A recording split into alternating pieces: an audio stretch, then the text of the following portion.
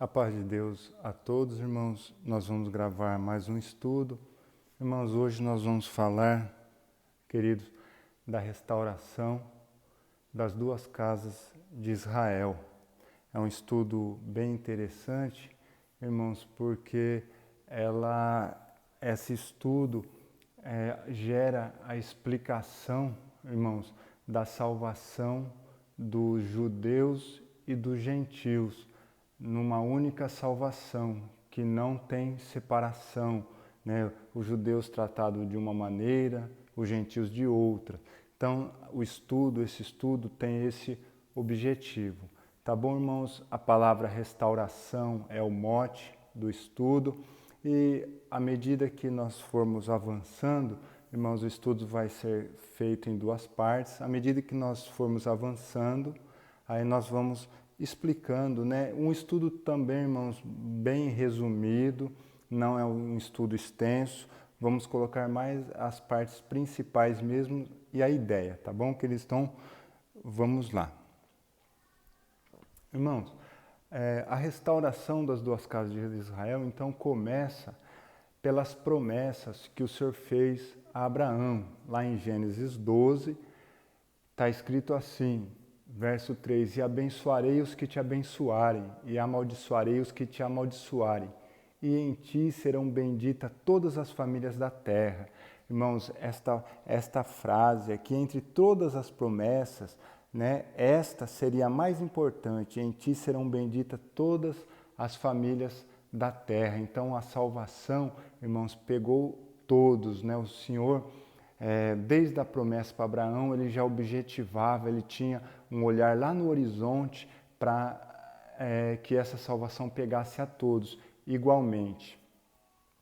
Gênesis 12, 7, e apareceu o Senhor a Abraão e disse, a tua descendência darei esta terra. E edificou ali um altar ao Senhor que lhe aparecera.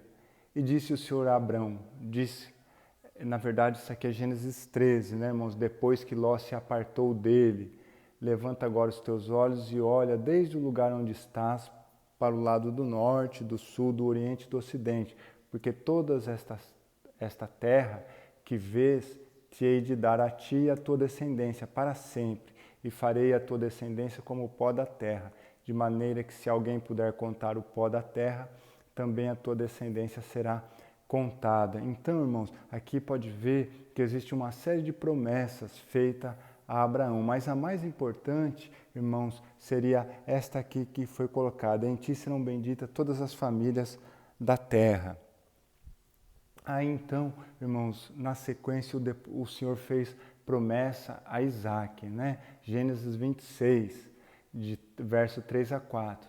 Peregrina nesta terra e serei contigo, te abençoarei, porque a ti e a tua descendência darei todas estas terras e confirmarei o juramento que tenho jurado a Abraão, teu pai, e multiplicarei a tua descendência como as estrelas do céu e darei a tua descendência todas essas terras, e por meio delas serão benditas todas as nações da terra. Para Abraão seriam todas as famílias, aqui todas as nações da terra, né? Então o Senhor veio avançando nas promessas.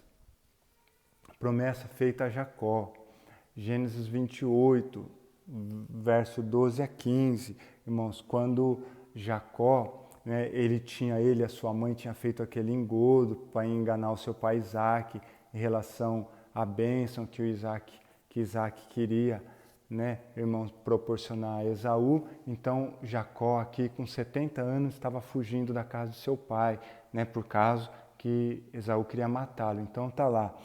E sonhou, e eis uma escada posta na terra, cujo topo tocava nos céus. E eis que os anjos de Deus subiam e desciam por ela.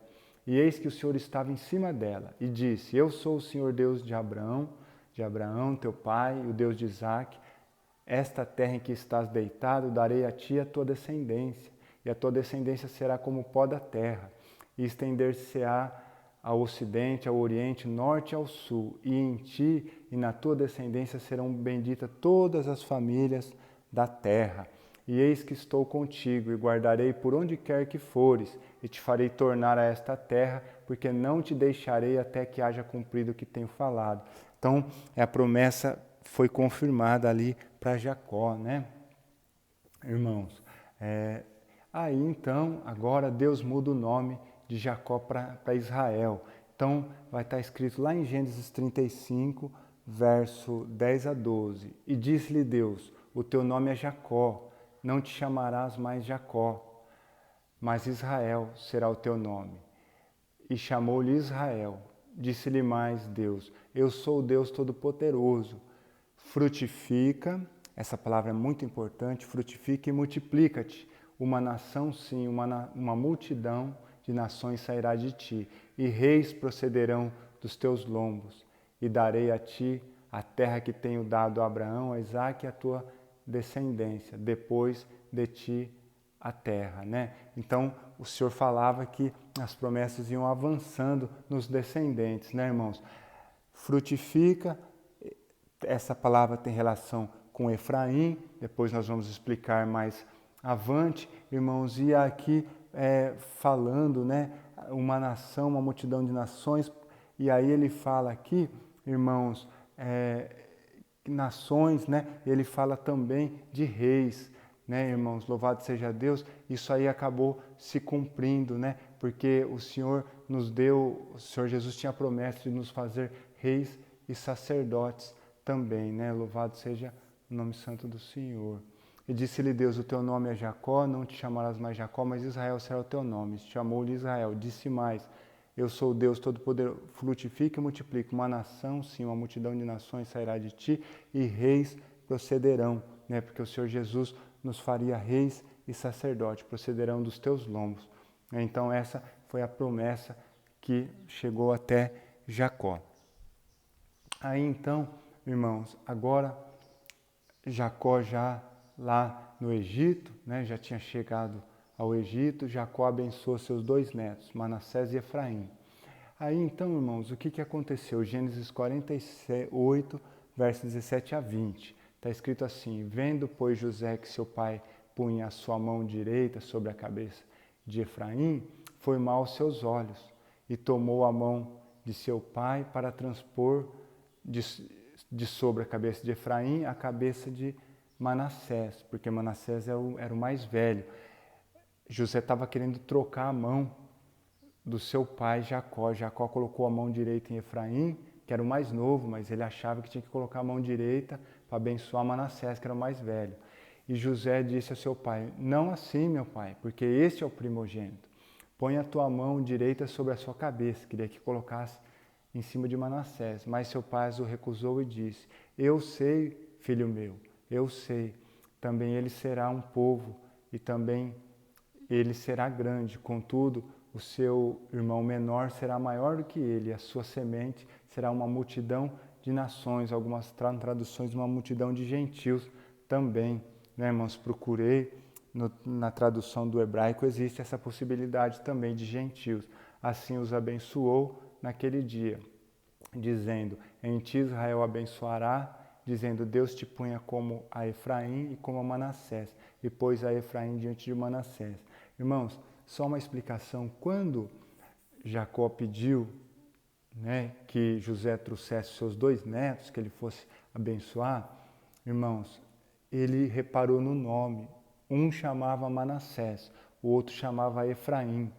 O nome Efraim é frutífero, o Senhor tinha feito promessas lá, quando Jacó estava saindo da casa do seu pai, né? De que ele seria frutífero. Então ele lembrou, ele percebeu, o Espírito Santo, né, inspirou ele percebeu que a promessa estaria em Efraim. Então por isso que ele trocou a mão, ele abençoou. Então por isso que ele disse que Efraim seria maior, porque Efraim é o frutífero, né, da promessa. Saída dos israelitas do Egito. Êxodo 12, 48 e 49. Porém, se algum estrangeiro se hospedar contigo e quiser celebrar a Páscoa ao Senhor, seja-lhe circuncidado, todo macho. Então chegará a celebrá-la e será como natural da terra. mas nenhum incircunciso comerá dela. Uma mesma lei haja para o natural e para o estrangeiro que peregrinar entre vós. Irmãos, olha só que interessante.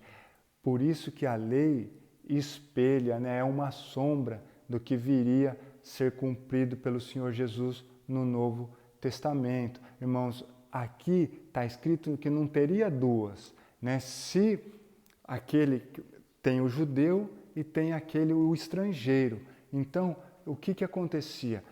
Quando o estrangeiro, era só o estrangeiro fazer a circuncisão, né, irmãos? E aí ele celebrava a Páscoa, não só a Páscoa, o ritual das 7 festas, era uma sequência, e haveria uma mesma lei para o natural e para o estrangeiro, que peregrinasse entre eles. Então não haveria diferença, né? Irmãos, coloquei até 2 referências aqui no Novo Testamento para a gente confirmar, né? Olha, Filipenses 3,3, porque a circuncisão somos nós, que servimos a Deus no Espírito e nos gloriamos em Jesus Cristo e não confiamos na carne. Paulo está falando aqui, irmãos, que não é a carne, por ser judeu, a genética, né? Nada disso. Era um trabalho espiritual, a verdadeira circuncisão. Colossenses 2,11, no qual também estáis circuncidados com a circuncisão não feita por mão, no despojo do corpo da carne, a circuncisão de Cristo. O que era a circuncisão, irmão? Circuncisão era aquela operação que era feita nos meninos, né? No órgão genital ali, irmãos, tirava aquela pele por cima ali para deixar os homens mais puros, com menos doença. Então, isso trazia uma purificação na carne de toda a nação. Mas o Senhor Jesus, fazendo um paralelo, né? Ele fez essa circuncisão na nossa mente, né? Para que a mente fosse limpa, irmãos, e pudesse receber o Espírito Santo, né? E entender a sabedoria, as coisas do céu, irmãos, e com isso nos encaminharmos, né, irmãos, para a vida eterna. Então, pode ver que tem um sentido da circuncisão antiga com a circuncisão nova, irmãos. E não tinha mais diferenciação na graça. Como não tinha na lei, não teve na graça diferença de judeus e gentios também, irmãos. Aí então, irmãos, aqui nós vamos falar a respeito lá de Davi, né, irmãos? 1 Crônicas 11, capítulo 11, de 1 a 2. Então todo Israel se ajuntou a Davi em Hebrom, dizendo: Eis que somos teus ossos e tua carne. E também outrora, sendo Saul ainda rei, eras tu o que fazia sair e entrar a Israel.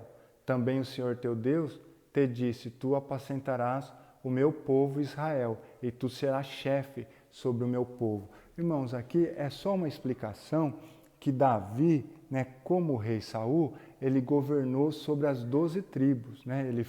Ele 7 anos, por 7 anos ele governou Judá e depois mais 33 sobre todo Israel. Governou 40 anos o rei Davi, né? Aí então a promessa do reino eterno, irmãos, tinha um cumprimento menor ali com Salomão e teria o cumprimento maior ali na vinda do Senhor Jesus, né? Então, 1 Crônicas 17, dos versos 11 a 13. E há de ser que quando forem cumpridos os teus dias, para ires a teus pais, suscitarei a tua descendência depois de ti, um dos teus filhos, e estabelecerei o seu reino. Este me edificará a casa, e eu confirmarei o seu trono para sempre. E eu lhe serei por pai, e ele me será por filho. E a minha benignidade não tirarei dele, como tirei daquele que foi antes de ti. Então, irmãos, havia aí a promessa desse reino eterno, irmãos. Mas o reino eterno não seria reino dividido, né? Seria um reino único, restaurado. Por isso que o mote do estudo é restauração. Irmãos, aí as ideias vão ficando mais claras. Agora, irmãos, nós vamos explicar o que aconteceu, irmãos, depois do reinado ali de Salomão, né? Irmãos, o que acontece? Então, olha só, 1 Reis, capítulo 12, do verso 15 a 16. O rei, pois, não deu ouvido ao povo, porque esta revolta vinha do Senhor para confirmar a palavra que o Senhor tinha falado pelo ministério de Aías, o silonita, a Jeroboão, filho de Nebate. Vendo, pois, todo Israel que o rei não dava ouvidos, tornou-lhe o povo a responder, dizendo: que parte temos nós com Davi? Não há para nós herança no filho de Jessé. As tuas tendas, ó Israel, provê agora a tua casa, ó Davi. Então Israel foi às suas tendas.